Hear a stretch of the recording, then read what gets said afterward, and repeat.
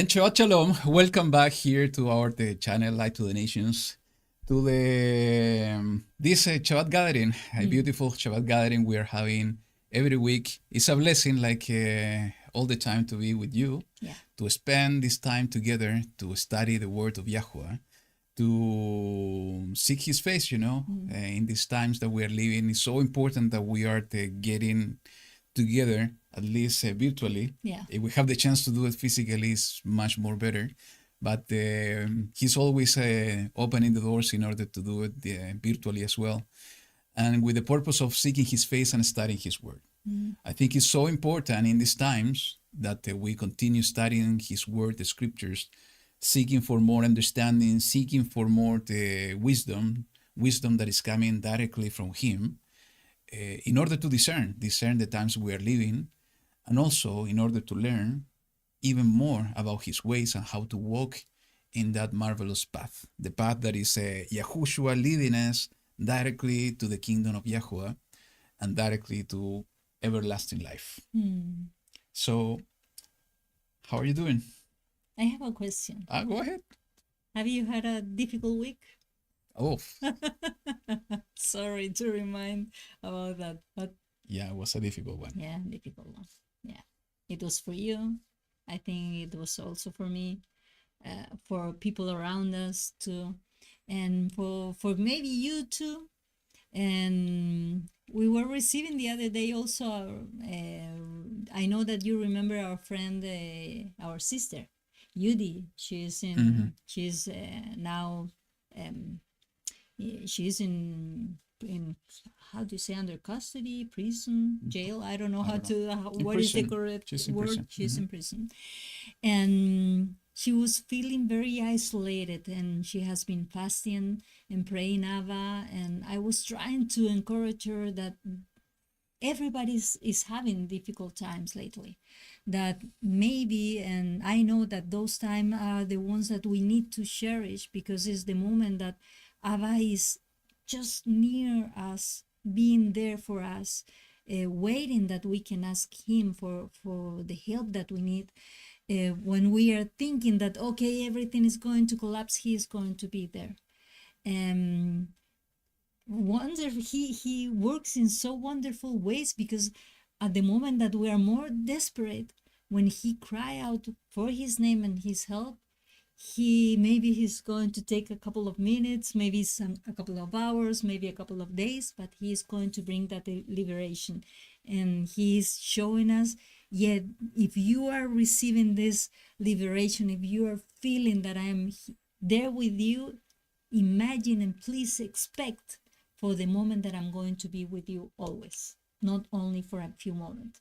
Because now we are living in these labor pains, when the woman is in pain, that is described in Hason, in Revelation, that is going to be more frequent, more strong, that sometimes we are saying, finally I can breathe, but something comes again and it's going to be even worse maybe. But He's going to be at the end, when we are going to be like a new baby, a new creature, that we are going to be received and by Him. So, and that is going to be something that is going to endure forever. So that is the beautiful part, that now we are suffering, now we are struggling, and I cannot imagine how maybe some difficulties that you are living, maybe your families, maybe your sons, your daughters, sisters, friends, and maybe at your work, at home, we are seeing that. But YaHuWaH is the one who is beside us, who is taking care of our pain, our wounds, and He's going always to provide a healing. True. That doesn't mean we are not going to suffer. Yeah. That doesn't mean we are not going to have bad times. Doesn't mean that we are not going to feel sad. Yeah. Or feel, with a lot of anxiety and almost are at the edge of collapse. Yeah. But it said during those times, and just to share a few maybe practical tips. I think there are two things I I had to do this week because it was complicated. And this, the first one is to look for those moments of prayer and to put our burden upon Him, upon Yahushua. And you are hearing my voice now because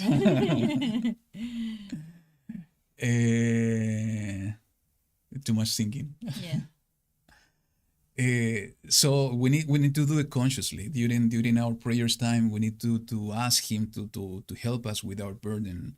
Is to ask Him to put our burden upon Him, to ask Him to help us to move, to carry on at least part of it. And we need to do it every time and every time of prayers we have, and to ask His help, to ask Yahushua to help us during those situations.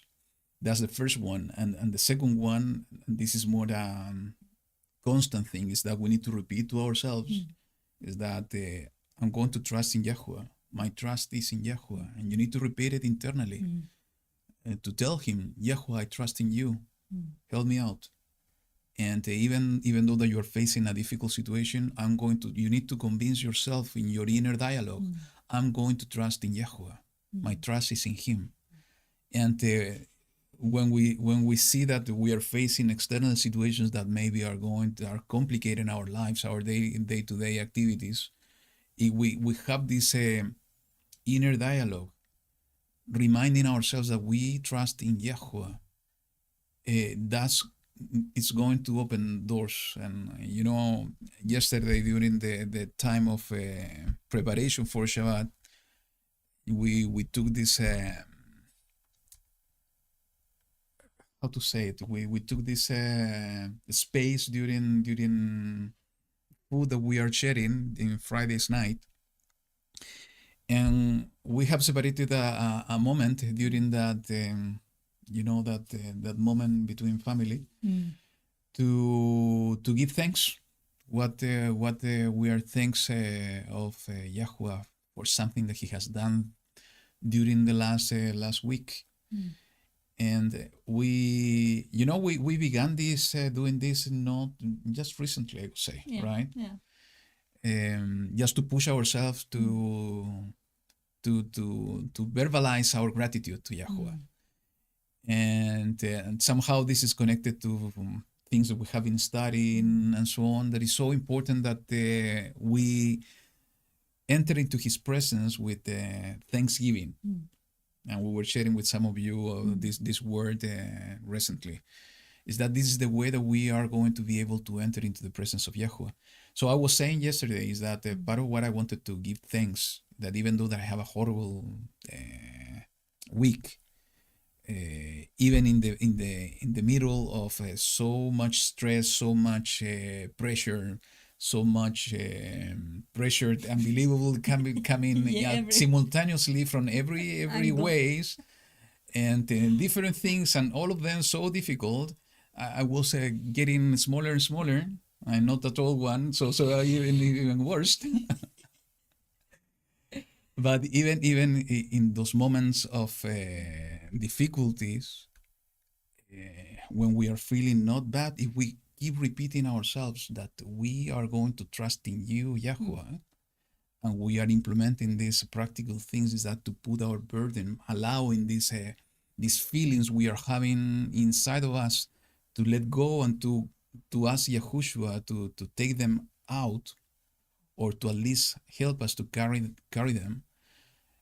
He with His invisible hand, He's opening doors and solving situations little by little. Moving mountains. And actually, yes, moving mountains and moving planes sometimes. So if you are facing that type of situation, because I know that all of us were going through situations, especially, with everything that's going on in the world, everything is happening so fast. There are so many things happening day after day. And yesterday we had the opportunity to talk about that. Is that it's so important we implement those practical things. That's the way we walk, the way of YaHuWaH. we have been saying this, that the walking in the way of YaHuWaH is a practical thing. Walking is moving ourselves from one point to the other. And that means it's through actions. So how we are going to implement what we believe, how we are going to experience what we believe, what we read, what is our faith, is by acting according to that faith, by living according to that faith, by living according to that belief. That's going to be the way that the Ruach of Elohim is going to manifest himself through our experiences inside of us and beautifully in our surroundings. I was thinking about that every time when we share about what is happening in our life, how he's our rock, he's our help, we are making him visible for the rest of the people. We are he's going to be at one moment, he's going to do that with everybody. Every eye is going to see him. But at this moment, we are like supporting that kind of situation. Maybe some people are sleeping, some of them are feeling something, maybe some people are just learning about him. But every time that we can share our testimony, maybe somebody else is going to listen, maybe somebody who is paying attention. Maybe we are talking with somebody, but we never know when somebody else is there and paying attention, maybe not looking at us, but some of our words are going to stay with them. They are going to take them. They are going to see, well, there are some people that are not afraid to talk about him, to recognize him as the creator of the everything in our lives. So that is the way that more people is going to start talking about him.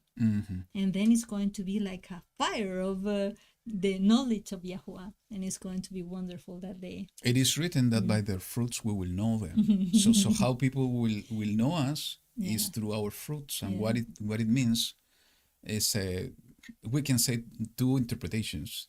It could be the fruits of the spirit or the flesh that somehow are being triggered by emotions or connected to our emotions, how we behave, and also through our deeds, our works, our actions. So that's why it's so important is at any time, especially on those times of difficulties, is that we behave, we learn a new behavior, a behavior of a son, a daughter of Elohim, imitating him, imitating Yahushua, because in that way, people around us will notice something different. How are you able to do this, in the middle of all of this? Because I'm a Superman. No, because, we have somebody else that is a stronger one that is giving us the strength. And it's not our strength, it's his strength through the Ruach of Elohim.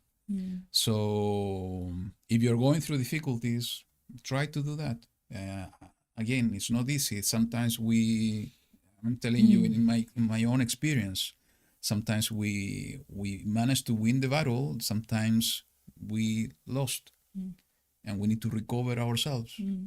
But the most we implement those things, and the most we win and we practice, is going to be much easier for us to learn the new behavior, learn the new thought pattern, a new way of thinking, allowing Yahushua to live through us and not try us to push and force the old men, the old women to move on. Okay? So we want to welcome all of you. We have, I see 21 of you connected, and it's a beautiful thing to have this little flock. Yeah. We are the southern sheep. Yes, exactly. All of us, we are part of the flock, the shepherd is Yahushua. And thank you so much for joining us and to share this time of Shabbat with us. So today we will continue with the chapter 50 of the book of Jeremiah, Yirmiyahu. We are going to do just one chapter because it's 46 verses. And it's part of the prophecy given to Yirmiyahu, a word given for all the nations. Yeah. And now is the time of Babylon. It's the time of Babel. We are going to see what the Ruach is bringing us every week to our hearts and to your hearts, remember the invitation, as always, is that you can share what the Ruach is bringing to your hearts and share it here on the in the chat. I'm not gonna get tired to repeat myself. Is that we as a family, as children of Elohim, we are growing together in the knowledge of His truth. It's not because we are in front of the camera somehow facilitating this gathering, because this is what the YaHuWaH put in our hearts, and not because we are receiving part of some of the understanding that we are sharing with you. That doesn't mean we are the owner of the truth. That's not the way it is. The only owner of the truth is Him. So it's so important that as we receive something, you are also going to receive something in your heart. And the important thing is that when we share between us, in order to grow together, we do it with compassion and with love. Having always our eyes fixed in Yahushua, who is the one showing us the way forward. So we cannot put ourselves at front. Who is up front is Yahushua Himself. So the only request, as we always say, is that let's try to keep into the context of what we are studying today. So that's going to be a beautiful way for us to grow together. Okay? So yes, and if you think that what you want to express or to comment is important, that JC can read it or notice it, please shout to me. Yeah, somehow shout, put exclamation, something like that. Capital or letters. maybe when you put, and this is a tips, I know that some of you already know how to do it, but you put the at the beginning and then the name, and then you write the message, then it's going to be in a different color for us. So it's going to call our attention, and JC is going to know that is directly to him, so he's going to read it. So I think that is you. All write in capital letters, and please say about something like that, so it's more easy for us. Good. So you know, the only thing that I can say before we continue is that chapter 50 and chapter 51 are part of the prophecy in the book of Jeremiah related to Babylon.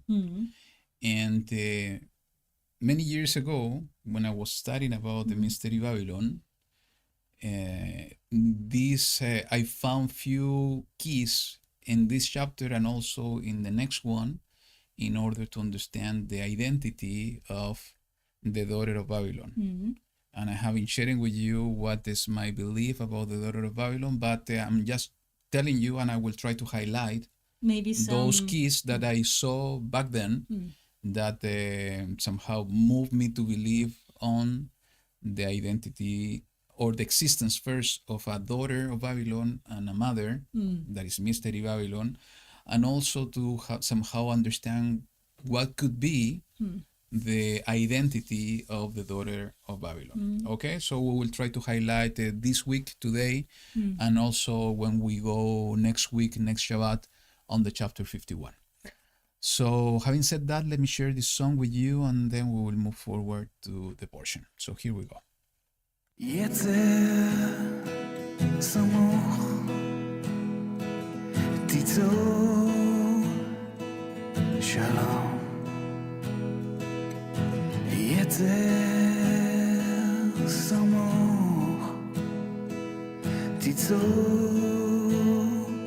Shalom.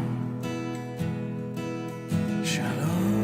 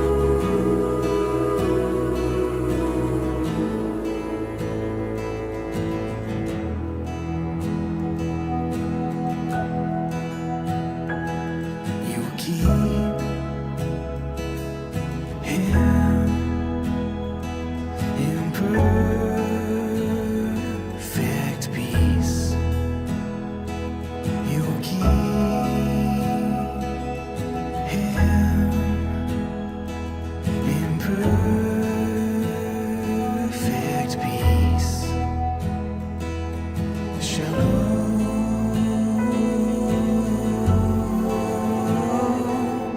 shalom, shalom,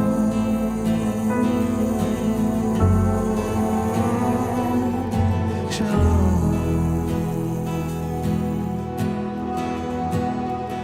Whose mind is stayed on you,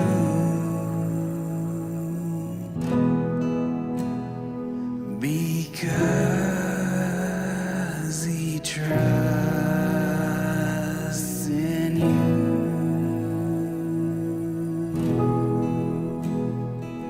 Shalom,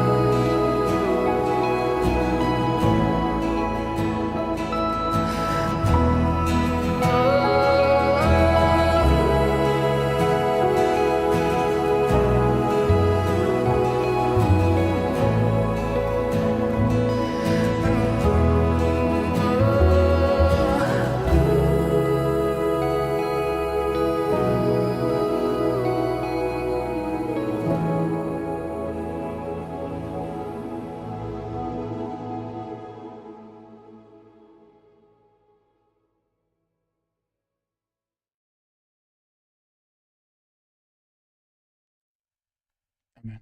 Mm. Let's pray. Let's pray for shalom. Yeah. YaHuWaH Elohim, we want to give thanks to you in this moment for a new opportunity you give us to have this gathering in this your set apart day, your Kadosh day, this Shabbat. Thank you, YaHuWaH, because you are the one opening doors and giving us the means to host this gathering, YaHuWaH, and we do it with all our hearts. We thank you, Abba, because you are the one who took our hands so many years ago. And you are the one who opened our understanding and our eyes to your truth and how your word and your covenant is there, open, available for all of us, for the entire world, so we can be part of your people Israel. And you have set a door, O YaHuWaH, a door that we have crossed already, and a door that is already open for many people that are being touched in their hearts to take it and go into your ways. And that door is your Son, Yahushua HaMashiach, our King. We want to thank you, YaHuWaH, because you have sustained us throughout the trials, tribulation, because you have been leading us throughout the years in your path of righteousness. And we can say, up to here, that you have done everything on us, that you have given us the strength and the faith and the belief and the compassion and the love to continue pushing forward toward our destination, that is your kingdom here on earth. And we know, YaHuWaH, that that time is coming so soon, when your Son, Yahushua, your Messiah, our King, is coming back. And he's coming in order to establish your kingdom and to restore everything, O YaHuWaH, as it is the purpose of your heart, to restore righteousness, to restore truth, to restore compassion, and to restore love. We know, Abba, that we need to go through the storm, because after the storm, peace and shalom is coming, and that shalom that the world cannot understand, a shalom, peace that we cannot find anywhere else, only in you. And that shalom, O YaHuWaH, is coming with your Son, Yahushua, because He is giving us His peace, and a peace that is not in the world. Guide us, O YaHuWaH Sebaot, in order to understand day by day, day after day, that we belong to you, that we are in this world, but we are not of the world, that we have been accepted, O YaHuWaH, as part of your people. And it's our responsibility, O YaHuWaH, to learn how to behave as a citizen of the kingdom. And we have the perfect example in the life of Yahushua on how we have to live our lives. As Shaul said and wrote, we ask you, Abba, to help us in order to get to that point when we are able to shout to the earth and said that we don't live ourselves anymore. Instead, Yahushua live in us and through us. Give us, O YaHuWaH, more strength in order to endure until the end, because we know that more trials and tribulations are coming ahead. But we trust in you. Our trust is in you, YaHuWaH, because even though that we have to go through the valley of shadow and death, we have nothing to fear because you are beside us. And we have Yahushua, our shepherd, leading us on the way. And he already went through suffering and tribulation and persecution. But even though that the world persecuted him, he endured until the end, bringing your message, your truth, and the manifestation of your mighty power. Teach us to be as he is, so we can be witnesses of your truth in our generation, in this last generation of the world of your people. We want to invite you, YaHuWaH, in this moment, that your presence be among us and in our hearts within us, that no matter the distance, O YaHuWaH, that we can feel that love between us, and most importantly, your presence, because without your presence, we are nothing, O YaHuWaH. Because in you, only in you, is where we find fullness of life. And when your presence is here, our hearts are filled with joy and peace and love. And it's when we receive understanding and wisdom that is coming directly from you in order to learn your word. O YaHuWaH, I ask you in this moment for the remnant and for this generation of your people, that you can provide healings for those that are facing any disease, that you can heal the hearts, O YaHuWaH, as well, from any negative emotion that can be removed from them, so your presence and the presence of your Ruach HaKodesh can flow as a river.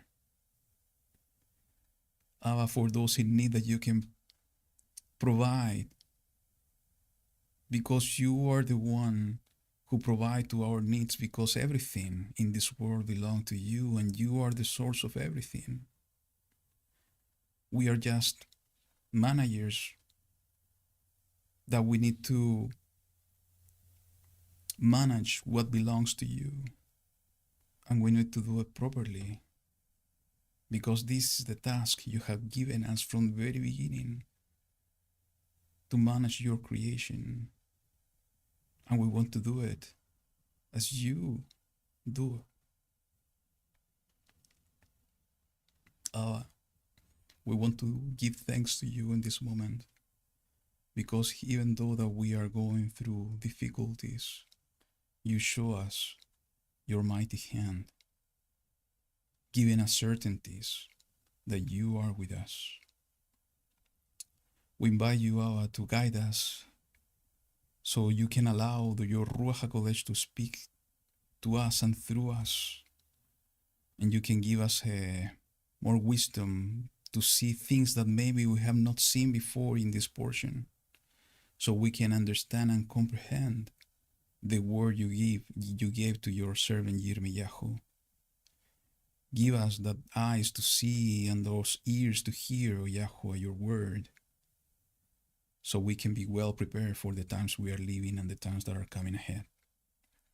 Thank you for your love, your compassion, your truth, your righteousness, and for your presence in our hearts. We love you, YaHuWaH, with all our strength, and we serve you, and we acknowledge, and we know deep inside of us that you are the only true Elohim. There is none like you. You are the only one, the creator and the maker of the heavens and the earth. Thank you for allowing us to lift up our voices to you in this moment. And we do it in humility, and we do it praising your name, and we do it in the mighty name of your Son, Yahushua, your Messiah, our King and Savior. Amen. Amen. Amen. So let me put the scripture here on the screen, and we will begin. And yes, Jimmy and Maria Isabel, at the end, before closing, I will post the link of the song. Okay? Yeah. So let's begin. Chapter 50, verse 1 of the book of Jeremiah. It says the following: the word that YaHuWaH spoke concerning Babel, concerning the land of the Kasdim, by Yirmiyahu the prophet. Mm. And I'm gonna stop here just to give some reference about the land of the Kasdim, the land of the Chaldeans in other translations. I was doing my homework just to understand why the scripture refers so much about the land of the Kasdim, the land of the Chaldeans, and what's the main difference between the Babylonians and the Chaldeans. Mm. Well, in external documentation, external sources from the scriptures, and actually I think somehow we can connect those sources or that understanding to what we see happening in the scripture.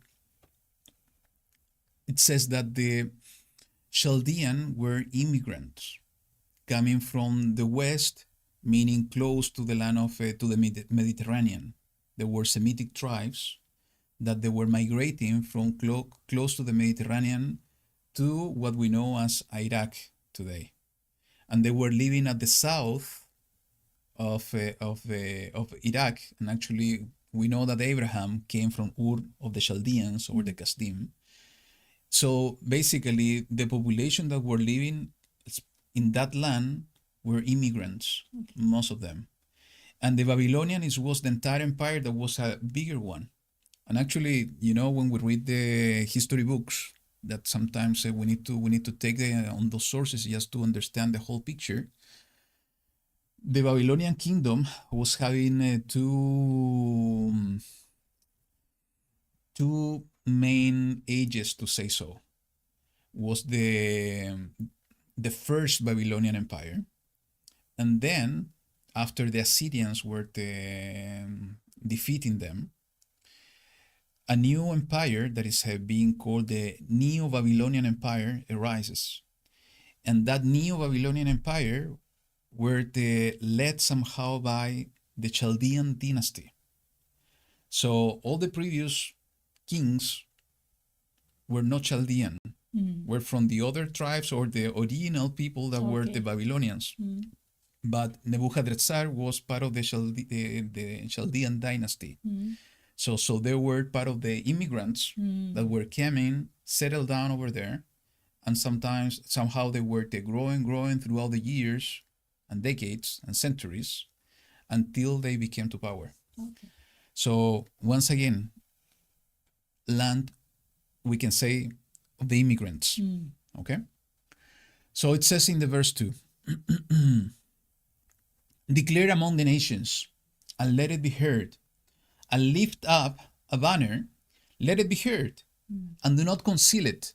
Say, Babel shall be taken, Bel shall be put to shame, Merodach shall be broken, her images shall be put to shame, her idols shall be broken. One thing that is caught my attention here in this whole statement is that the instruction that YaHuWaH is given to YirMeyahu is to declare among the nations. So somehow everybody is going to be able to recognize them or to know who who is YaHuWaH talking about. Yes. So, and the point is that he's saying nations from my point of view. He's somehow the scope of the declaration of the statement or whom he needs to reach is the entire world. yeah. We can say that, maybe it was the world as they know it back then, but as we continue reading, we will see that this is, and actually we need to read just a few verses more, we'll see that this is a prophecy of the end times. So when he's saying declare among the nations, he's talking about the entire world. And that's a beautiful thing, It just came to my mind. It's amazing how the Ruach works. Oh, wow. YirMeyahu is not with us anymore in this age. And even though that the word he received, he wrote this word down in order to survive generations. And that's why we have it written here. So basically, he's declaring among the nations. But one thing is declaring in a written way, and another thing is declaring the word in a spoken way. Who are the ones that need to declare among the nations so it is going to be heard about this word against Babel? Us. Yes. Us. The So one that are going to be in those days. So today. absolutely. So we are going to rely only for people to read the scripture and to receive the understanding. What about those that doesn't have access, or they don't want to have access, or they don't want even to read this book? How they are going to be able to receive the message? How the nations are going to be able to receive the message concerning Babel? It's up to us, our responsibility. That's why it's so beautiful when we see the parable of Mashiach, when he was saying that speaking against the Pharisees, that he gave, a piece of land to evil farmers. And, they were doing whatever they want, and he was sending servants, and they were killing those servants. And he was sending more servants, and they were killing those additional. And then he was sending more, and they were killing those one. And he decided to send his son, because he said, they are going to respect my son. And what they said, it says the parable, when they saw the son, the heir is coming. We're going to kill him. We're going to kill him, so we are going to take final possession of this piece of property. And this is exactly what they did. And what I'm trying to say, and what I'm remembering and bringing this parable to the point, it's that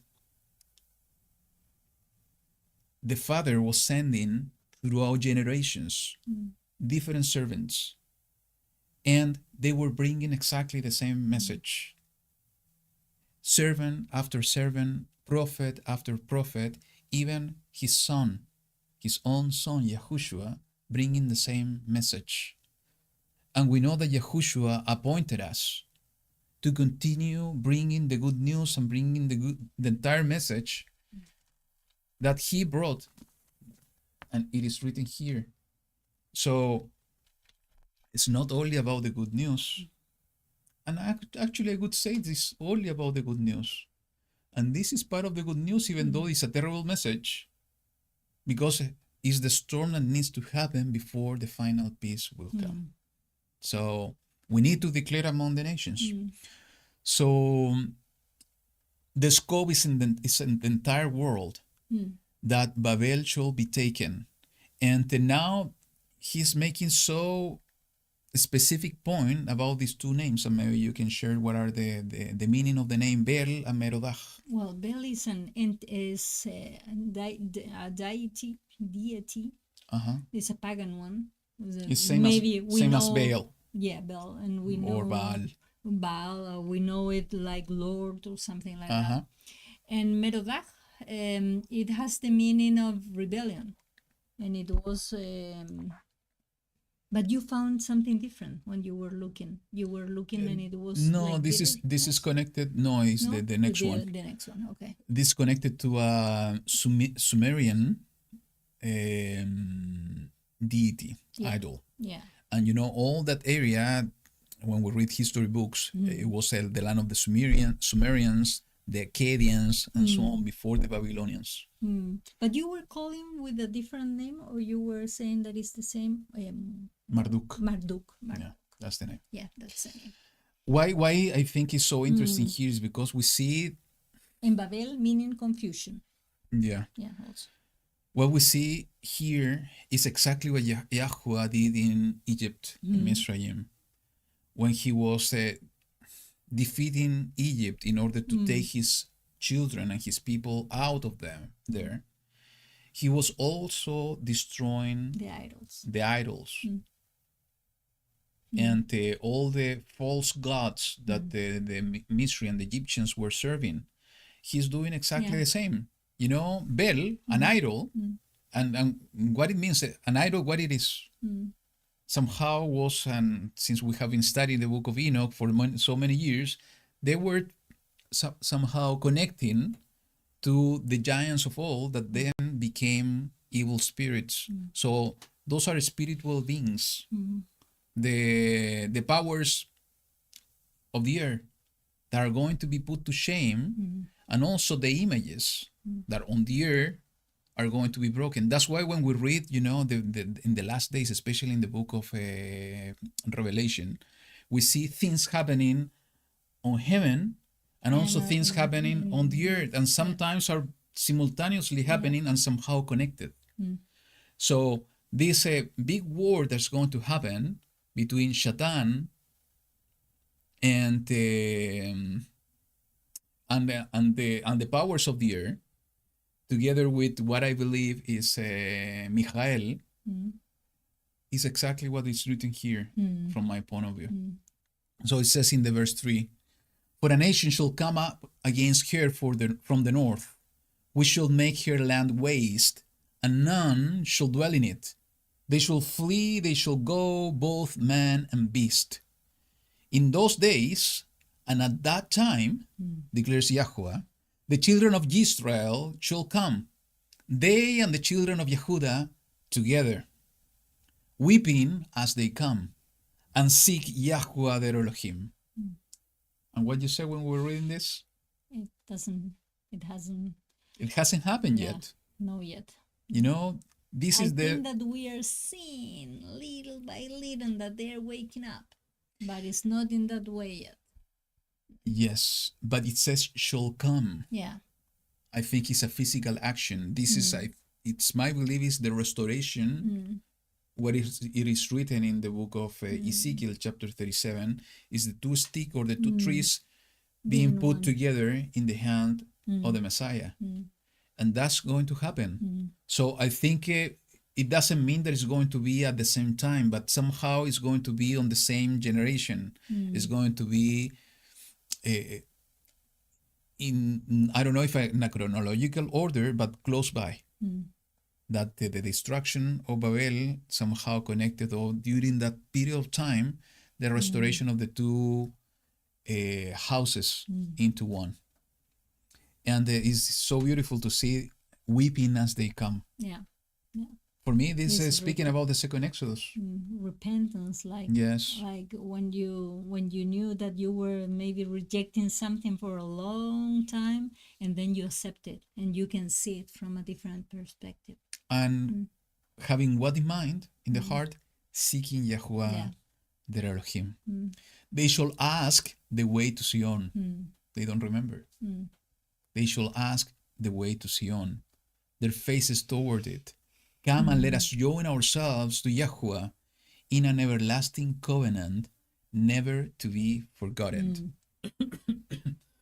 You know, I was sharing with Lillian not many years ago. I did a study that I titled "The Seventh Covenant," And you need to change it. and I think I need to change the title because now I do believe it's 8 covenants, and the last covenant, the number 8, is what we know as the Brit Hadashah, is the new covenant of the renewed covenant. Is the last covenant of all.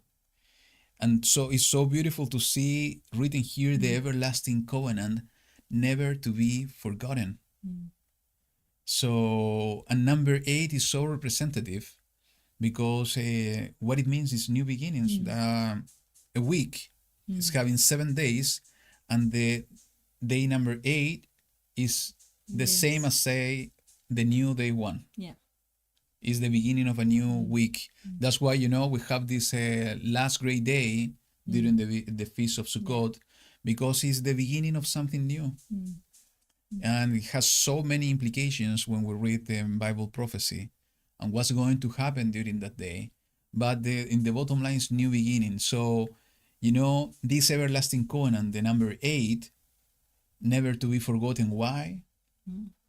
Because it's going to be forever. And because it's written in the In the heart, heart. in our inward parts, in our kerev. It says, my people have been wandering sheep. Their shepherds have led them astray, turning them away on the mountains. They have gone from mountain to hill. They have forgotten their resting place. And for me, this is so relevant when we talk about the Temple Mount. If you remember, there are so many debates about what is the real location. 80%, 90% of the people, 95% of the people believes that the current Temple Mount. 5% of the people, including myself, and I think you as well, believe it's in another place, more to the south. So could it be this is also an indication that since it is saying that we have forgotten our place of shalom, our resting place, that nobody knows where is the place. Yeah, I think that is a good way. And when I was reading that, I was also thinking about when maybe sometimes we pick some issues or some specific topic and we give them so many importance that we make them or we transform them into a mountain. And we always have different point of views. For instance, I don't want to be controversial, but for instance, like the calendar. We don't have any certainty yet with the information that we have in our hands. There is a reason that why we don't have it complete, and like that, there are some other things too that maybe is going to create somehow. Okay, if I follow this, it makes some sense, but that person say the contrary. So it's like being in different mountains and being taken from one place to the other. But at the end, all that is going to be destroyed when only one mountain. And always I remember that when he said only one mountain is going to be over everything, because it's going to be at the moment when everything is going to be revealed. And we are going to have the truth, the complete truth. So I don't know, I was thinking about that. I think it's a beautiful thought because it could be related, could be understood as, different teachings, religions, or the understanding and interpretations and so on. And regarding the mountain, came to my mind and to my heart when you said that is the prophecy in the book of Daniel. When it says about the dream of Nebuchadnezzar, when this rock that is coming from heaven that is destroying the statue, and it became a huge mountain that is going to be everlasting kingdom. So that's the mountain, the final mountain, where we will find, as you said, the final truth. Yeah. No more debate about the Yeah. dates, no more debate about interpretation, because we are going to have the shepherd, the only one that's going to lead us, not astray, is going to lead us into the truth and through the door of the kingdom. Okay? Yeah. So let's continue. All who found them have devoured them, and their adversaries have said, "We are not guilty," because they have sinned against YaHuWaH, the home of righteousness, and the expectation of their fathers, YaHuWaH. It's so easy to say, I'm not guilty. It was their mistake. They decided to go on astray. They decided to sin against YaHuWaH. They got what they deserve. But they don't know, and they don't recognize that they have been used as instrument in order to bring the purposes in the heart of Elohim. And it's so beautiful to see, even though that is an expression of those nations that have been devouring, at the end is a word that is coming from YaHuWaH to the prophet that is calling YaHuWaH the home of righteousness, the expectation of the Father. What is our blessed hope? Our blessed expectation is that home, and that is coming from above, that is going to be built. Actually, it's already built, but it's going to be installed here on earth. Not to be removed. Exactly. So it says in verse 8, "Flee from the midst of Babel, come out of the land of the Casdim, and be as rams before a flock." You want to say something here? No, because I remember once I was seeing this spectacle, because it was like that. It was like I was driving when we were in the south, and the way is near to some fields, and some of the people there, they have some sheep and that kind of animals. Yep. And I remember that I was there, and I don't know why something pushed me to stop at one moment, to go maybe more slow, that I used to drive in that part. And I was slow, and suddenly I see something from my left. No, sorry, from my right. I see something, and I was like jumping, and it was a ram. And it was the ram who was jumping against a fence until he broke it. And when he broke it, then all the rest of the flock was starting to jump over. So it was so funny, and when I was reading that, I was sharing that with JC, that I was telling him it was because maybe the ram is the one in charge of opening a place that is closed, and then the rest is going to follow. So in this context, I think the message he's giving, you need to be like rams opening places in order to come out, in order to flee from the midst of Babel. Yeah. And as we were talking a few weeks ago, fleeing or coming out of Babel, I think is spiritually and sometimes physically too. And I think the time is coming that maybe it's going to be physically necessary also to come out from the physical city, what I believe, Babel. But most importantly is the spiritual coming out, because of Babel, in the same way that, did it in that back then, has contaminated the entire world in terms of the way we live our lives, in the way that the life is being considered and understood in our times, in our different cultures and so on. I remember when I did this video of the "We are not of the world," and I was trying to understand how the statue is going to be present in our times in the last days. If those are old empires that doesn't exist anymore, even though some of those nations, in terms of bloodline, is completely lost. And what I understood back then, and I shared in that video, is that their legacies are still up to our days. Yeah. We have In the way we understand the society, in the way we politics, economics,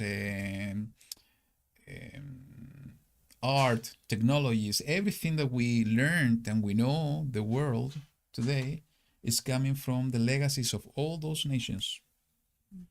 So they are very present. they're present, yeah. So the same thing is happening here about Babel. It says, "For look, I am stirring up and bringing up against Babel an assembly of great nations from a land of the north, and they shall array themselves against her. From there she shall be captured.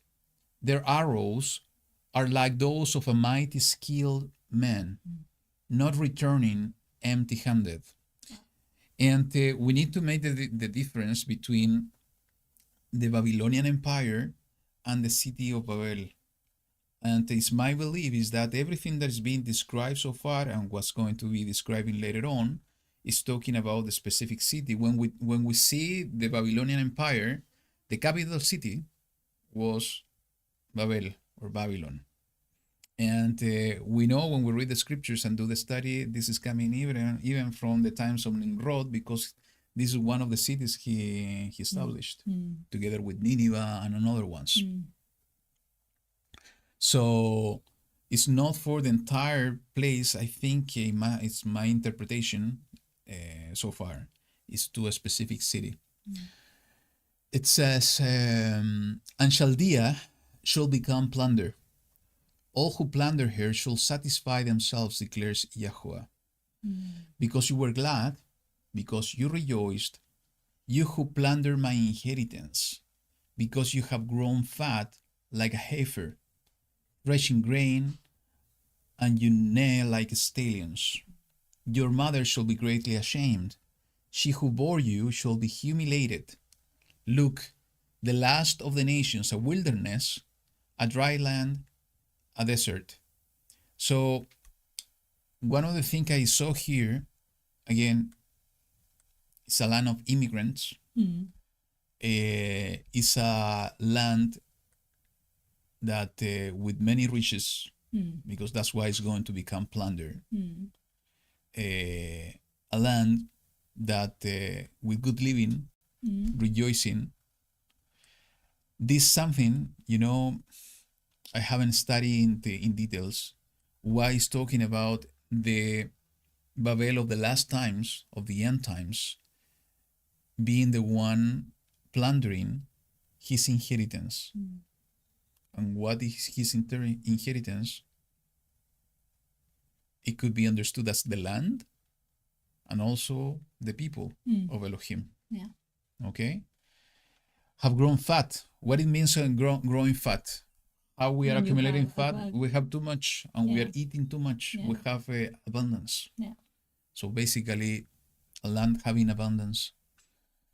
And this, in verse 12 was a key for me, because it says that the mother of the woman of this city is going to become greatly ashamed. So basically, this Babel that YaHuWaH is speaking through Yirmiyahu is a daughter. That's why the reference of a mother. And when we move forward later on, and then I think it's going to be during your part, is going to be clearly said, daughter of Babel. So this one connected to what is coming in the same chapter, it's helping us to understand that about the existence of two women, the daughter and the mother, that somehow both of them are connected. Yep. She who bore you shall be humiliated. Look, the last of the nations, a wilderness, a dry land, and a desert. Because of the wrath of YaHuWaH, she shall not be inhabited, but she shall be deserted, all of it. Everyone passing by Babel shall be astonished and whistle at all her plagues. Set yourselves in array against Babel all around. All you who bend the bow, shoot at her, spare no arrows, for she has sinned against YaHuWaH. And the only interpretation we can have about this is war. And we have been repeating in the last few weeks this passage is that is written in the book of Isaiah, Yeshayahu, that YaHuWaH declares the end from the beginning. And we need to look at what happened to Babel. And this is really interesting. It is written even in some of the books. who was the one conquering the new Babylonian Empire? The Do you new remember? Babylon. The Babylonian Empire in the time of Nebuchadnezzar. You have not read the scriptures. Come Yeah. on. But maybe I don't understand your question. Koresh. Cyrus. Okay. Yeah. And he was coming from the Yeah, I have forgot. Medes and yeah. Persian. Yeah. That was the next empire, next one. you know, that as we understand the dream of the Nebuchadnezzar. Yeah. The Persians, who are the Persians in nowadays? Iraq. Iran, Iran. the Iranians. And we see exactly the same thing happening somehow in our days, that the Persia, Iran, is in the board, the political war game board. So we need to see that it wasn't destroyed completely. They took over those places back then. If we read the scriptures on what happened, they destroyed the city, but they took over. So it's like everything is being repeated somehow. It's going to be repeated. And how they took it is by means of war. Yeah. So that's why, you know, what happened in the past is going to happen again with the daughter of Babel. And, you know, it's just a matter to understand what is written here. It's talking about a battle. It's talking about war coming over that city.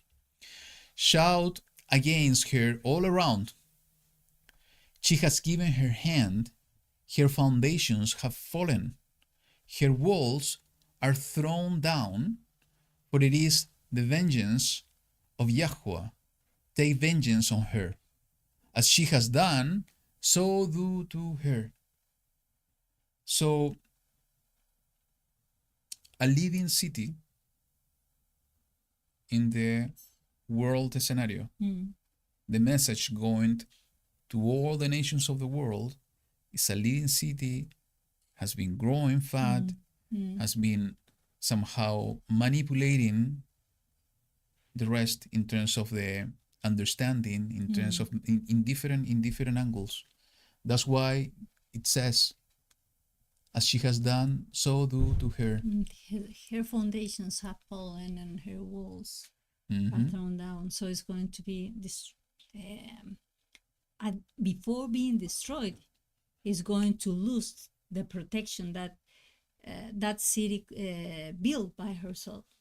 So absolutely, let's continue. Cut off the sower from Babel, and him who handles the sickle at harvest time. From before the sword of the oppressor, each one turns to his own people, and each one flees to his own land. You want to explain this one? You were talking about that earlier. Go ahead. Because it was like taking like a year to say the word that you were expecting, but I was saying the same. There is people that is there that is not from that place, so they are going to go away.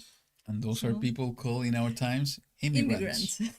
So the land of Chaldea, the land of the Castim, the land of the immigrants. Yeah, somehow. So it's a city with a lot of immigrants. It's a place with a land of immigrants.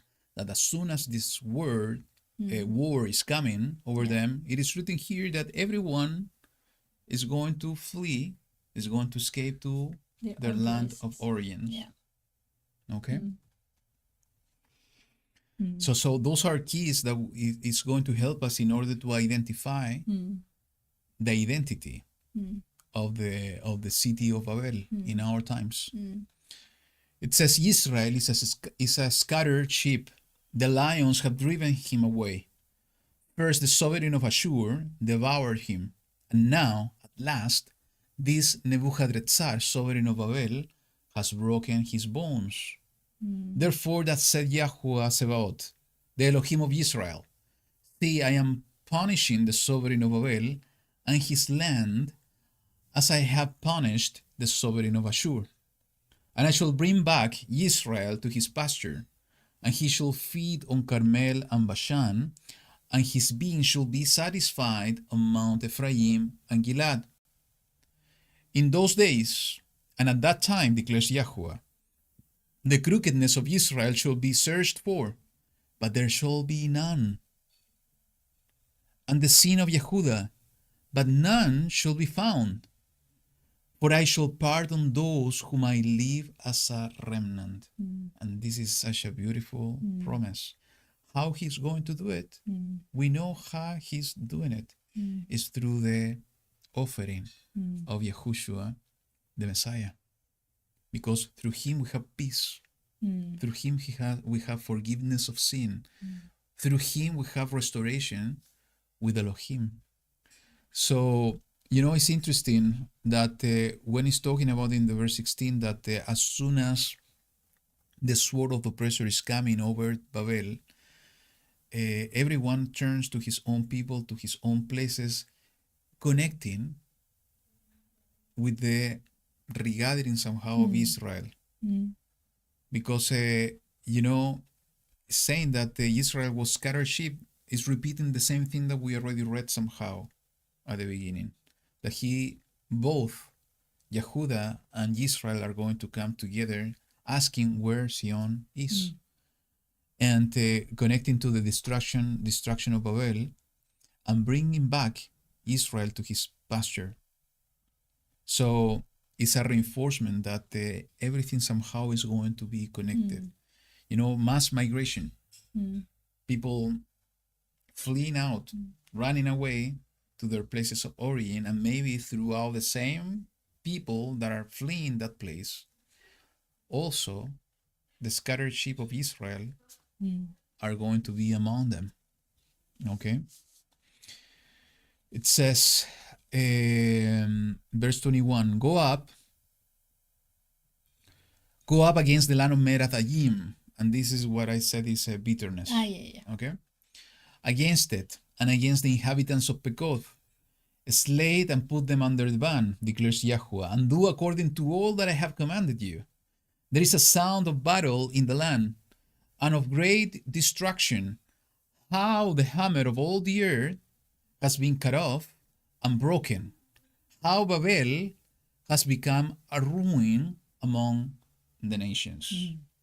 So it's reinforcing that war and battle is coming to that place. Destruction. And also it's giving an additional key identifier about that city. And the fact that it's calling here the hammer of all the earth is reinforcing the idea that this city has a prominence, a good position in the world stage. And a hammer, how do you can use a hammer? What do you use a hammer for? For hammering. For hammering. Yeah. And what you do with that? You were saying when you. It's a tool. Yeah, it's a tool for building. It's a tool to build things. It's to build houses. It's a tool for building. But also it could be used as a tool for war and destruction. You can kill somebody with a As Karen said, hammer to put in nails. Yeah. And most probably they use a hammer to put the nails in the hands and the feet of Yahushua. That's for destruction. But also in our days we can use a hammer to build things. So could it be that this city was the one somehow supporting on building the society and the world as we know it, but somehow at the same time destroying what is truth? I was thinking, and when you said when they put the nails in the hands of Yahushua, and it was clearly, sorry about this connection, but I just was thinking about that when the people from that time, they were being asked, and they were saying, yeah, we are going to be responsible and the guilt is over us. Yeah. Somehow they are like being the hammer of all the earth, so at that moment. But it's not only them. We have to remember that every time that we are committing a sin, we are also participating in that act. So somehow is all the ones that are going to contribute in the suffering of Yahushua. Yeah, that's a good thought. Mm. So your time. My time. I have lit a snare for you, and you were captured, O Babel, and you yourself did not know. You have been found and also caught because you strove against YaHuWaH. Yeah. And I sorry to interrupt, but this is so important because that destruction is coming and Yeah. the city is not going to notice. Yeah. It's not ready for that. Yes. It's not even. I think that. Well, It's a- I was the, it's a tr- it's a trap. Yeah, I was the daughter of Babel. I didn't have any idea. You know, Yeah. the destruction that is coming is a kind of a trap that Yeah. there is not going to be noticeable. Yeah. But that destruction is coming. Yeah. YaHuWaH has opened his armory and has brought out the weapon of his displeasure. For the Master Elohim of hosts has a work to do in the land of the Casdim. Come against her from every quarter, open her storehouses, pile her up as heaps of ruins, and put her under the ban. And we know we have to remember under the ban being prohibited. Yeah, it's a prohibition. Yeah, provision. Let her have no remnant. Slay all her bulls. Let them go down to the slaughter. Woe to them, for the day has come, the time of their punishment. And in this case, the bulls that we were discussing Yeah. with Lillian earlier, it could be a representation of power, strength. Yeah. Could be the powerful ones, the ones in power in that city, in that empire, that are going to be a slave. And I think I have been sharing with you what's my interpretation about what's the city in our days That that has a somehow that somehow is having all the compiling all the keys that we see here, and for me it's New York City. And we will find in the next verses and the next chapter more about that in order to share with you why I have that interpretation. And when I have written in my scripture, this is a specific passage when it's talking about the bulls. In New York City, there is a specific statue that is representing Wall Street. with a bull. Yeah. So, and connected to what is saying in the verse 26, going against from every quarter, open her storehouses. What is in the storehouses are the assets, Yeah. goods. Things that are valuable. Yes. Yeah. Listen, in the 28th. Listen, they flee and escape from the land of Babel to declare in Zion the vengeance of YaHuWaH Elohim, the vengeance of his Chechal. Of his throne. So now you were telling me before that it's even that is the vengeance that is starting there in the same Shemayim, and is going down to the earth. Surmount archers against Babel, all you who bend the bow and camp against it all around. Let no one escape. Repay her according to her work. Do to her according to all she has done. For she has been proud against YaHuWaH, against the set-apart one of Israel. Another key, pride. Pride. City of pride. What else? You know, it's being repetitive about fleeing and escaping from the land of of Babel. And I want to repeat myself. Maybe in one moment it's going to be a physical fleeing away or coming out. But the most importantly is to coming out of what that city or that way of living represent. Wow, and this is something representative. I don't know if maybe I'm guided or misguided by a video that I saw, like, I don't know, a year ago, and it says, therefore, in the 30th, therefore her young men shall fall in the streets, and all her men of battle shall perish in that day, declares YaHuWaH. We have seen from that city a very terrible transformation, because I remember that time ago it was really they were calling this place, I think, Sin City or something like that, and it was with a lot of issues, and somehow it was recovered and it was cleansed at one moment. But now with all these drug addicts and things like that, they made a video, and I was able to see some part of that video, and they were showing people, and especially young men, and they were all sleeping in the streets. They were like zombies and things like that. So for me, when I read this, it's like, wow, it's like somehow connected. Yeah. And where? The first one. Yeah. That was the last one you read. Okay. Yeah. See, I am against you, O proud one, declares the Master YaHuWaH of hosts, for your day has come, the time of your punishment. And the proud one shall stumble, and he shall fall with no one to raise him up. And I shall kindle a fire in his cities, and it shall devour all around him. Thus said YaHuWaH of hosts, the children of Israel were oppressed, along with the children of Yehuda, and all who took them captive have held them fast. They refused to let them go. Wow. It's like in the same thing that, interesting, I'll say in Egypt, Mm. what it means Mm. to be in prison, to be a slave. Yeah. It could be many interpretations. Yeah. So, and Maybe today from the economic point of view, or maybe something that is coming from there, and it's being like something that is growing to the rest of the places, and it has a lot of power there. it's is the newest type of slavery, Mm. and in the way that the world is working now, Mm.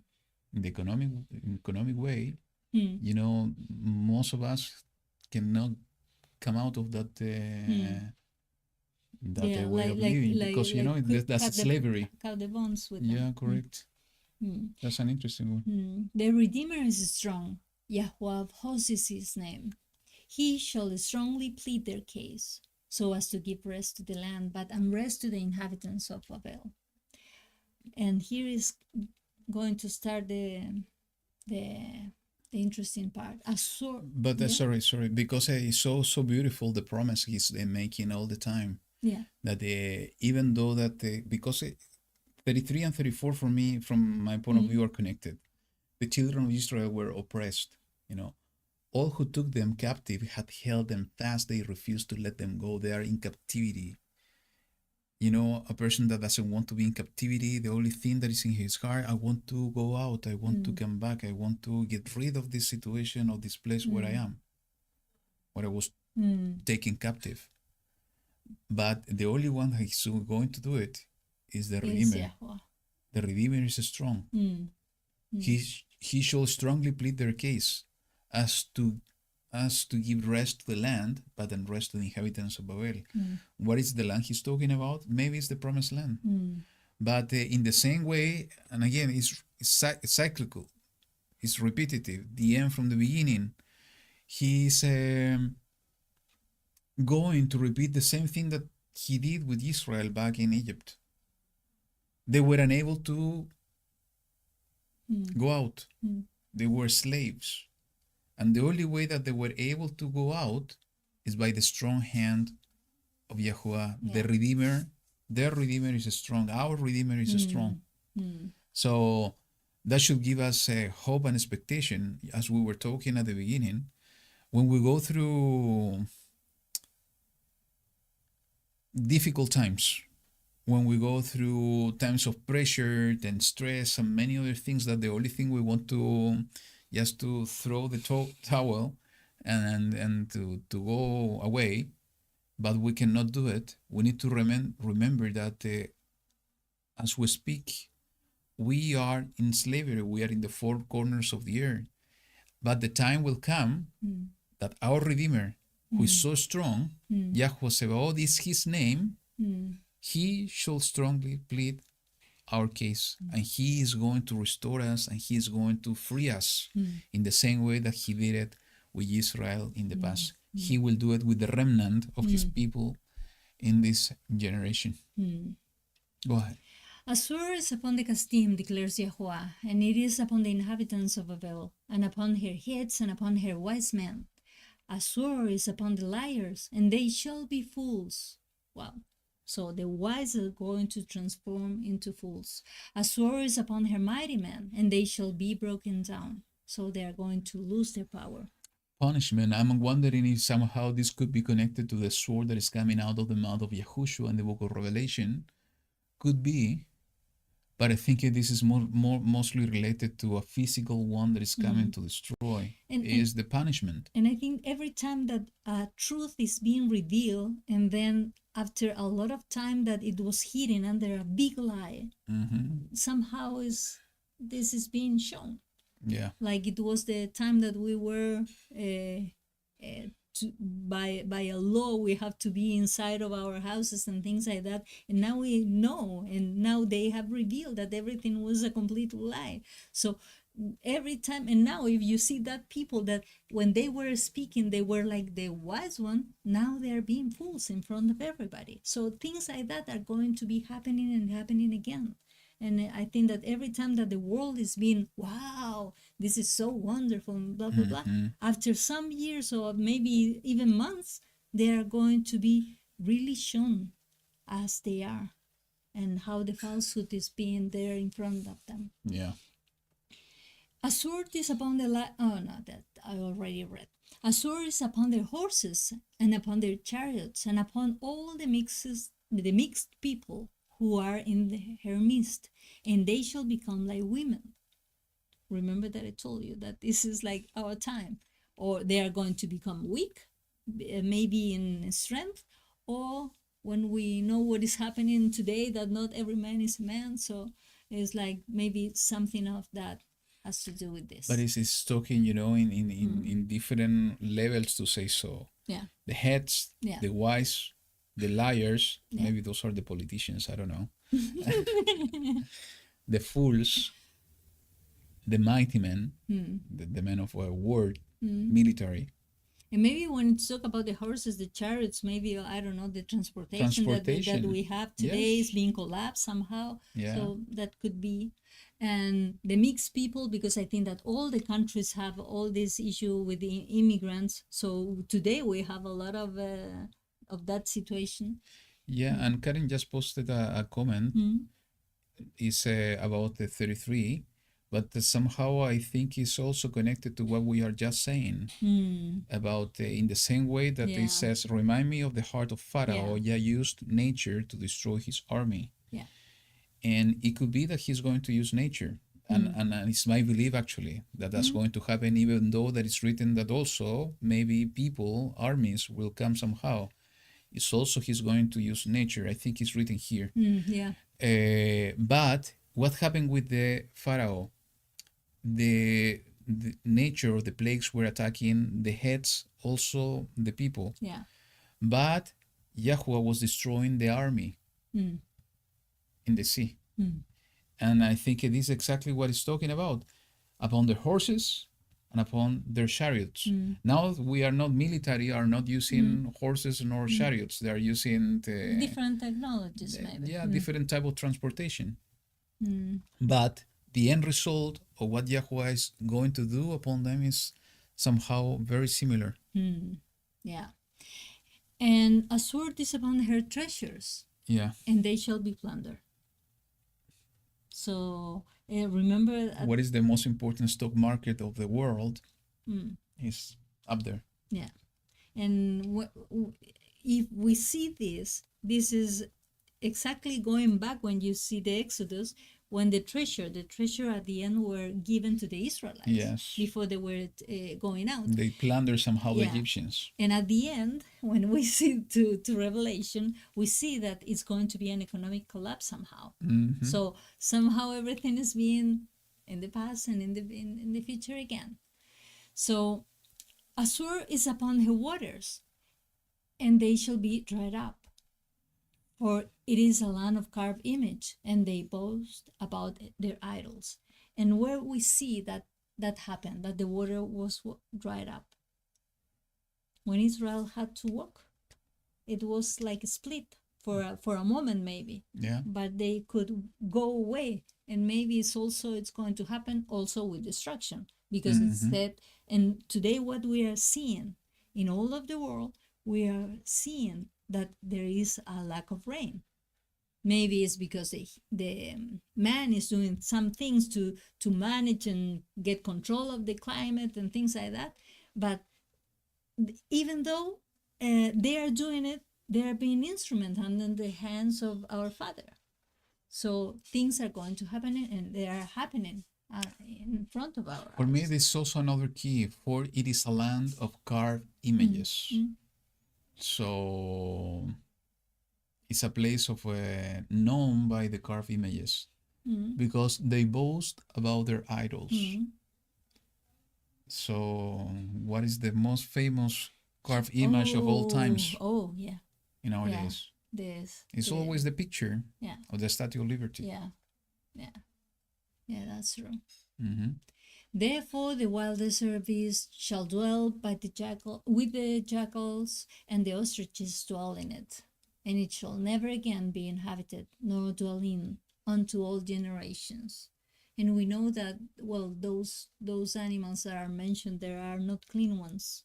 Mm-hmm. And the characteristics of that jackals are the ones who are attacking even the when the prey is like the even death, they're destroying everything, and they're carnivores. I don't know what is the name. And the ostriches, once I was thinking, what is the characteristic of the ostriches? And they say that usually, well, they're going to hide their heads into the sand, like just not to see. They don't want to see what is happening. So it's like being ignorant somehow, because they prefer not to see. Or they say that regarding when comparing different kind of birds, the ostriches, when they see danger that is approaching, even though they have their nest maybe near, they don't care about that. They just go away. And that is different concerning, for instance, I don't know, the other birds, Okay. that they are protective of the eggs. So And then another interpretation is that evil spirits, well, yeah, evil spirits. evil spirit. But what it's saying is that no one is going to dwell again, never again in that place. So it's going to be desolated. Uh-huh.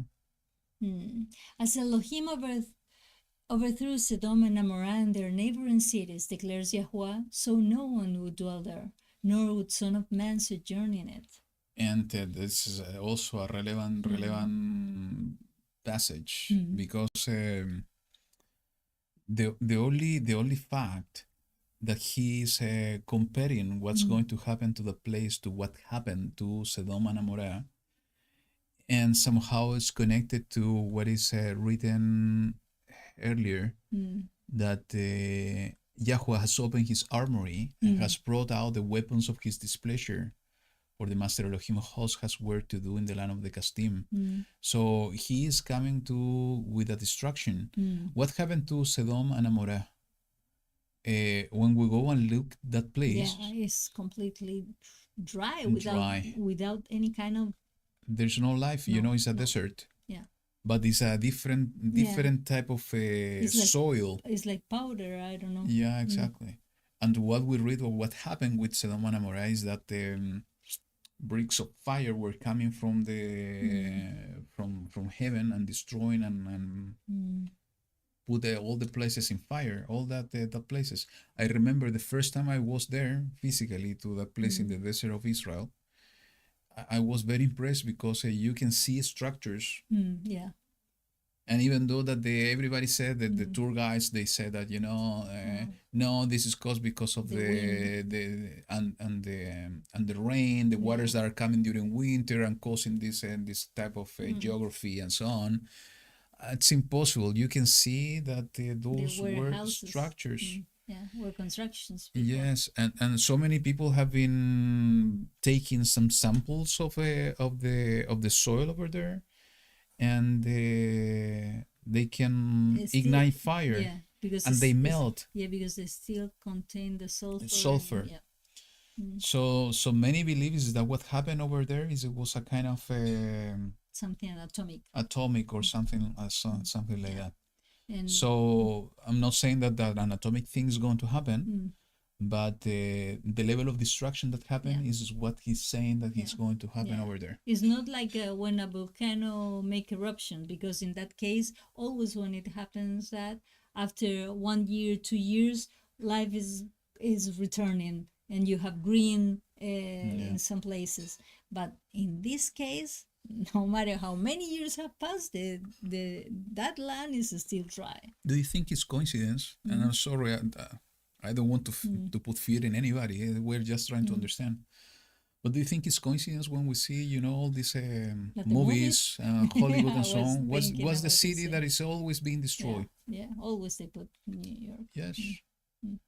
So, I remember I was taking a look in a video a few years ago about potential the atomic explosion in the city. What could be the scale of the destruction? Mm. And it's interesting, I remember I think it was last year or 3 years ago, but everybody was so afraid because they were publishing in the city of New York some videos and information about how to protect in case of a nuclear strike. Yeah. And everybody was so afraid because, how come, why we are getting this information? And it was a moment of a lot of instability in geopolitical discussions. Mm. So once again, we are trying to interpret what is what we're reading, and also connected to our times. Mm. What Karen said here, the drought makes me think of the inner man study. Yeah, that's a beautiful one, Karen. The enemy oppresses, takes the waters. People are becoming aware and cutting them off. The land is being dried up. Mm. And it Yeah. and it can also be exactly what is happening, because we can see sometimes that we have that kind of seasons of feeling that our connection maybe is not that one, or maybe you have it one day but it's not every day, so like dry seasons. Maybe we have too much of Babel inside of us that we need Yeah. to let it go. Yeah, let it go. Yeah. And that is impacting. I love it actually, because how we allow Babel to get inside of us through the gates of our temple. Yeah. What we see, what we listen, Yeah. what we remember. Yeah. So all of that is inside of us, and what is causing, spiritual stumbling blocks, and needs to be removed. So maybe this Babel, and mentioned with all the rest of the other places that are going to be destroyed by YaHuWaH, are the things that he is going to remove. Yeah. And maybe we can see what is our own Babel. Maybe we have an own Babel that is depending on each one of us. Yeah. So, yeah. 41. 41. See, a people shall come from the north, and a great nation, and many sovereigns stir up from the ends of the earth. They strengthen their bow and spear. They are cruel, and they show no compassion. They sound like a roaring sea, and ride on horses, set in array, like men for the battle, against you, O daughter of Babel. And here we have the confirmation about what I said before. So everything that is being described here is for the daughter of Babel. Yeah, they have no compassion. They are cruel. Wow. So we have, it could be a combination, because of what is written here, combination of war, people invading, people destroying, but also natural things. Yeah. The sovereign of Babel has heard the report about them, and his hands became weak. Distress has taken hold of him, pain like that a woman in labor. And here we have an additional, the key of statement the end. word that is speaking about the end times. Yeah. Even though we already identify with the regathering of the two houses, that has not happened yet. It's easy to understand that this is the Babel of the end times. Yeah. See, he comes up like a lion from the Jordan jungle against the enduring pasture. But in an instant I shall make them run away from her. And who is the chosen one whom I appoint against her? For who is like me? Who summons me? And who is that shepherd who stands before me? And we have only one shepherd, right? Only one chosen one. YaHuWaH. Therefore hear the counsel of YaHuWaH, which he has counseled concerning Babel, and his purposes he has purposed concerning the land of the Kasdim. The least of the flock shall drag them away. So it's going to be somebody who is not being even expected. So somebody being ignored. He shall make their pasture a waste before them. At the sound of Babel capture, the earth shall be shaken, and the outcry shall be heard among the nations. So few things. Let's go Yeah. from the last one to the previous one. And I think you brought a good point when we were talking about this portion earlier. Yeah. It's that the first interpretation about Babel, at the sound of Babel capture the earth shall be shaken. It could be a physical one. When this happened, maybe an earthquake Yeah. will happen. And we see in the book of Revelation many earthquakes being prophesied. Yeah. We, in the book of YaHuWaH, Isaiah, we were talking and reading and studying about different earthquakes, especially a big one that I think is in the chapter 26, if I'm not wrong. So it could be that a physical earthquake will come at the moment of the falling of Babel. But also it could be a symbolical like one. Yeah. If Babel is somehow the top city on the world, and somehow everything in the world works and function based on how the city works, what will happen, if the city is getting destroyed? What will happen, if I'm right in my interpretation, is in this New York City, and New York City is getting destroyed? What will happen with the stock market?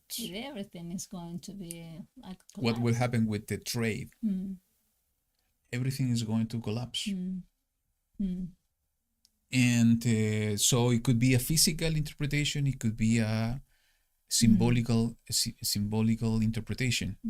And that's why, when that happened, the impact is going to be worldwide, and the outcry should be heard among the nations. It began saying, declare this to the entire world, because the entire world is finishing. The entire world will cry because it's going to get impacted of the falling down of the city Babel. And what you said here, it's interesting because I have my notes in my scripture as well.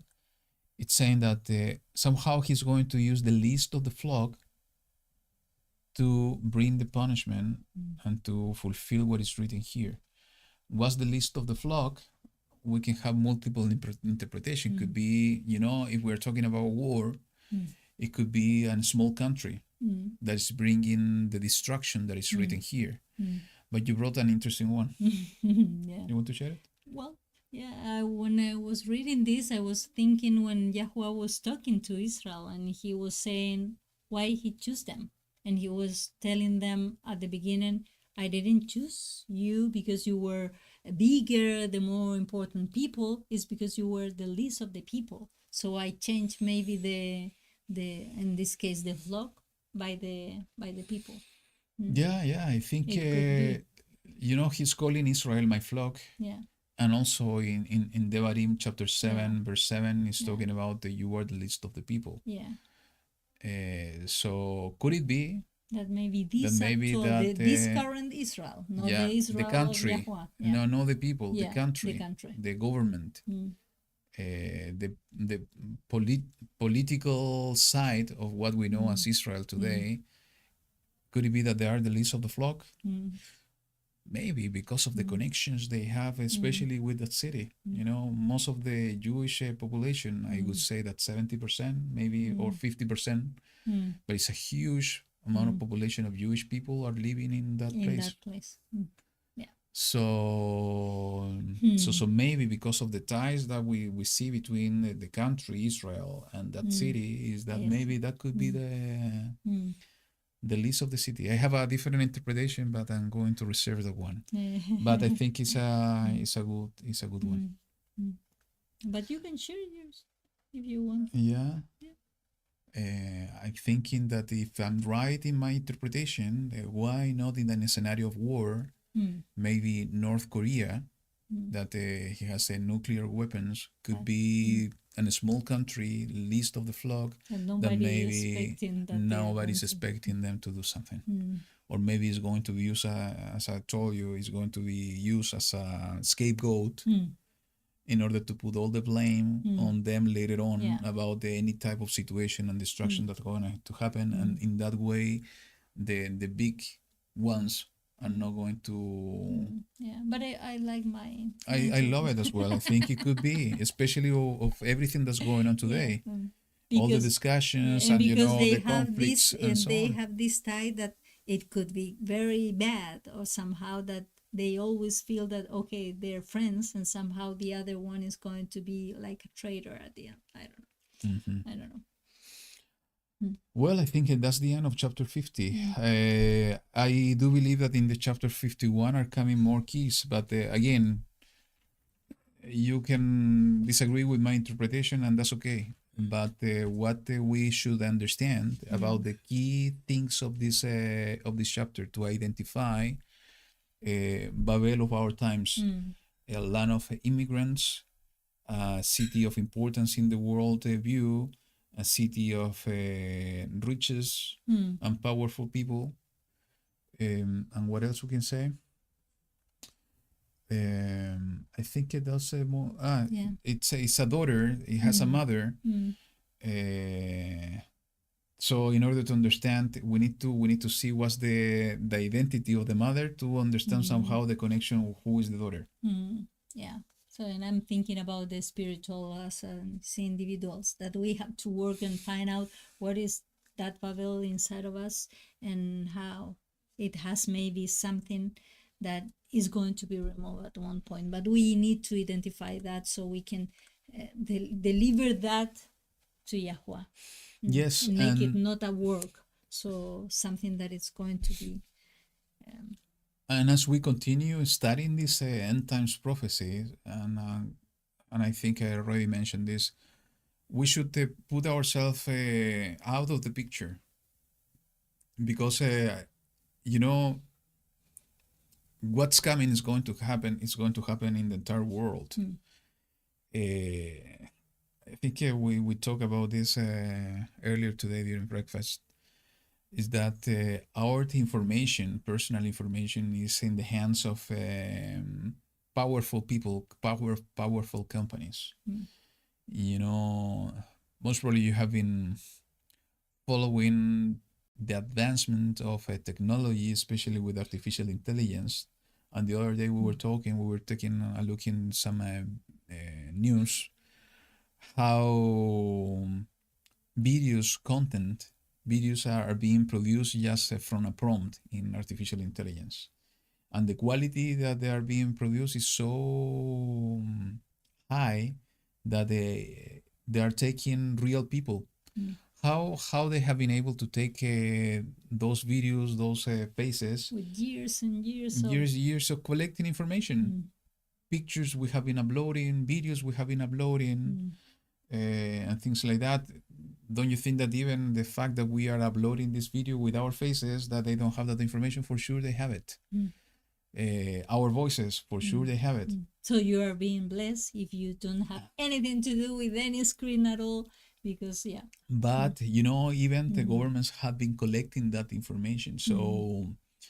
So why I'm bringing this to the discussion? Wherever we are, the persecution that is coming and the total control that is coming based on the prophecies of the scripture is going to happen to the four corners of the earth. It's true that the specific destructions are coming to specific cities according to what we see in prophecies like the one that we were reading and studying today. But wherever we go, we will face some situation. That's why what we need to do is to put ourselves out of the picture and remember and remind ourselves daily that we have a strong Redeemer. Yeah. So even though that we are feeling fear, and I'm going to share this one that I was reading yesterday, and I think it's a beautiful one. What's the difference between fear and courage? From where you are standing? No. Or your attitude? No. You know, courage, when you are courageous, that doesn't mean that you are you are feeling fear. You're in a different level. You are going to be afraid when you're courageous. You have some action to do there. Well, courage is fear plus action. What is missing between the two of them is action, because fear can paralyze you. Yeah.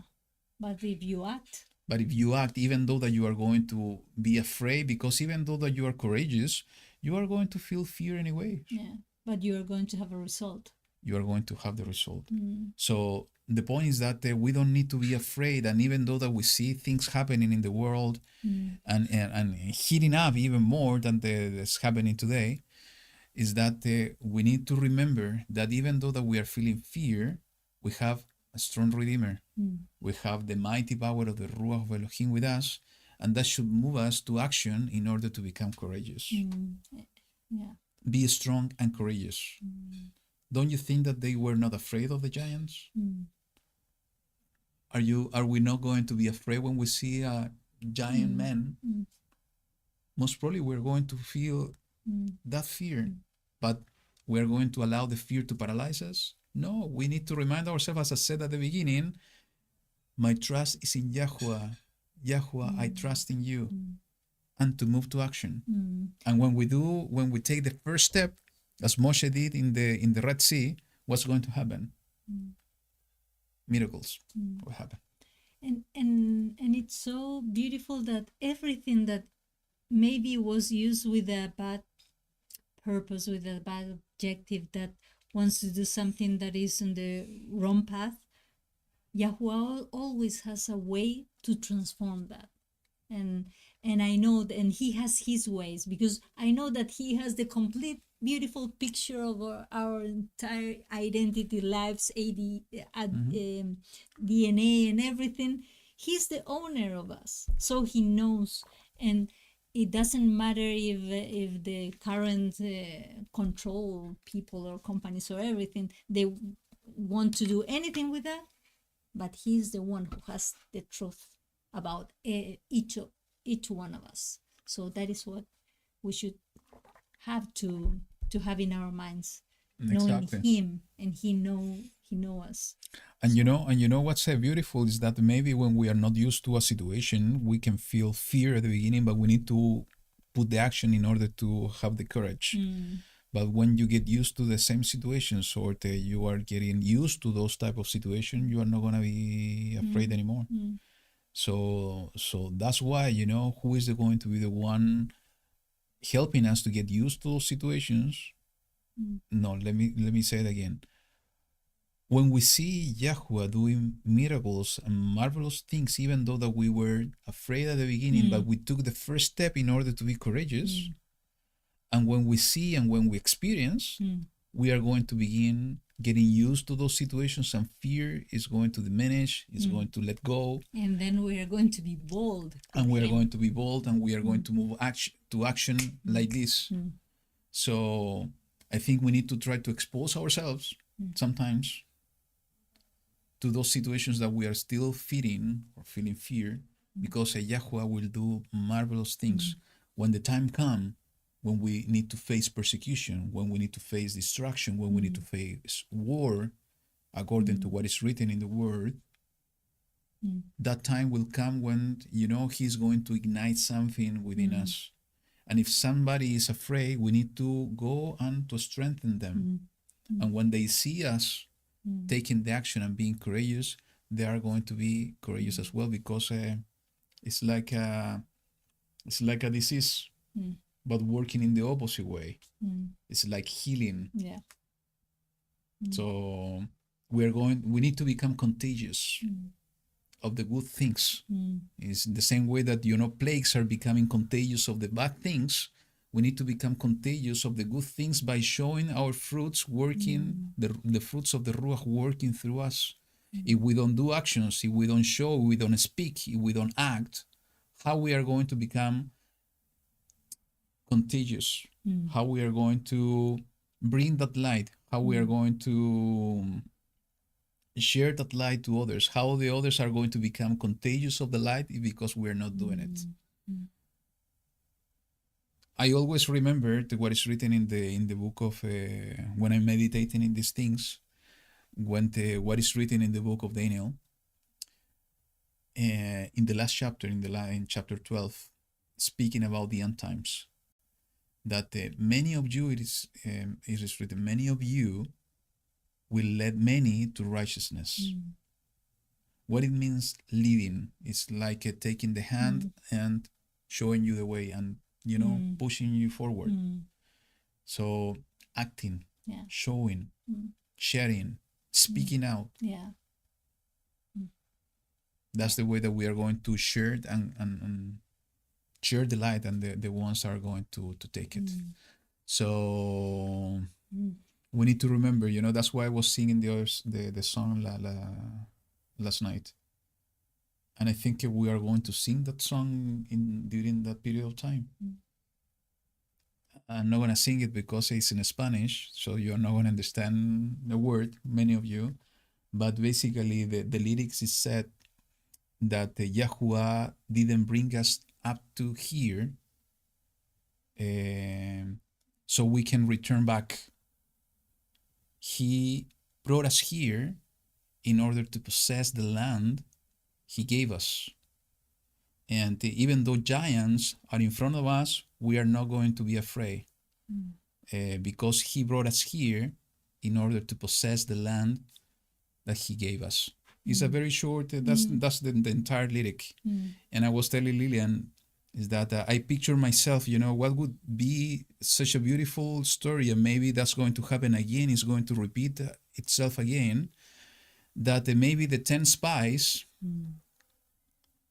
instead of bringing an evil report, they were bringing a positive one.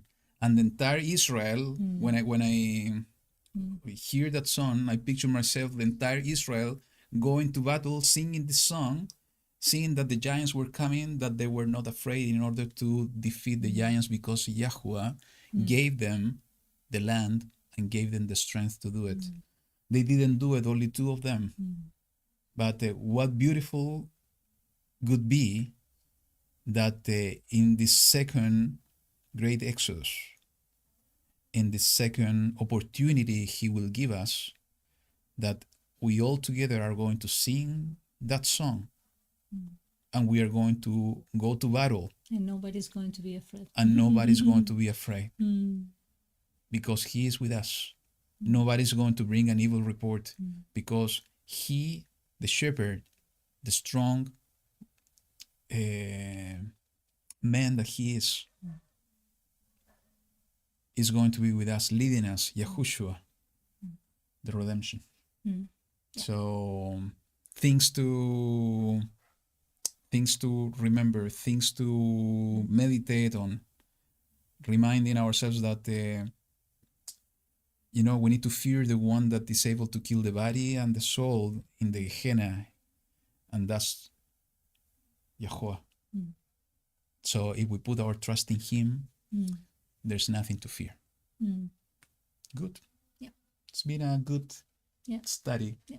It will continue next week to see more keys and more revelation about how to identify the daughter of Babel.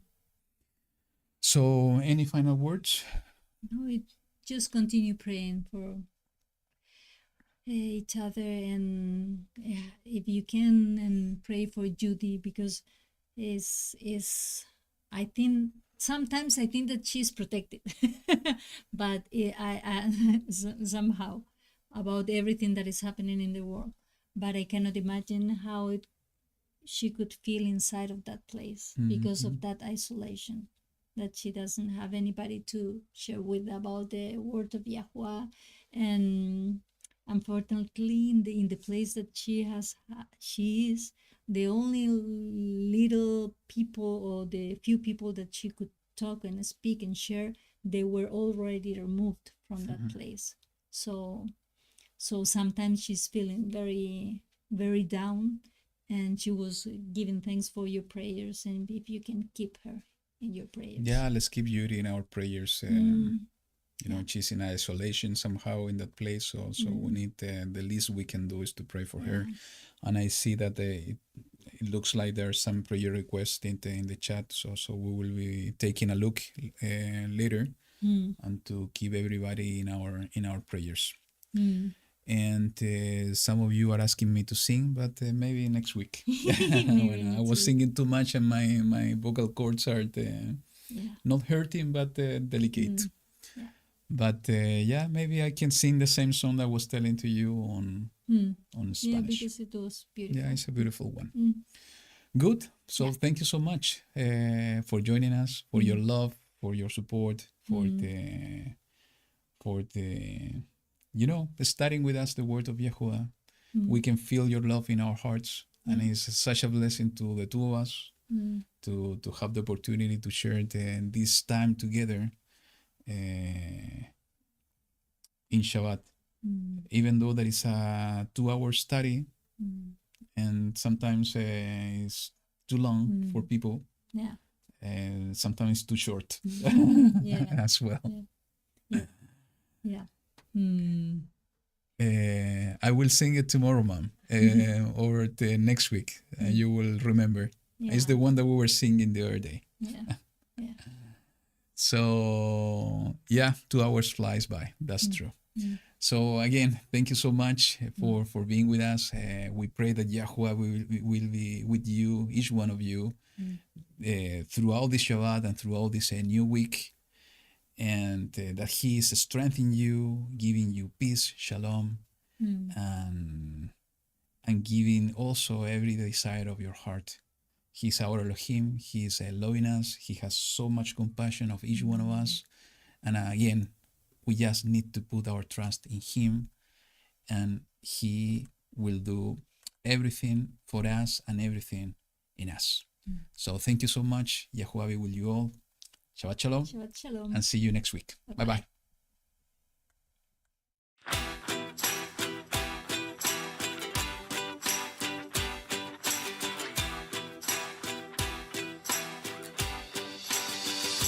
Why you ever chose me has always been a mystery.